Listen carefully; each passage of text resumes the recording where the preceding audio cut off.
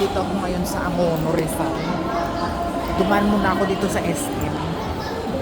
Kasi may pakay ako dito. Hi guys, nandito ako ngayon sa Angono, Rizal. Dahil may pakay ako, pero dumaan muna ako dito sa SM. Para magliwaliw at magpalamig-lamig habang hinihintay ko yung movie.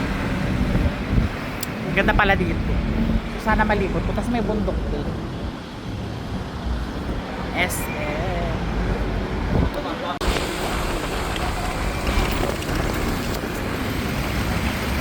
Ito guys, ang Angono.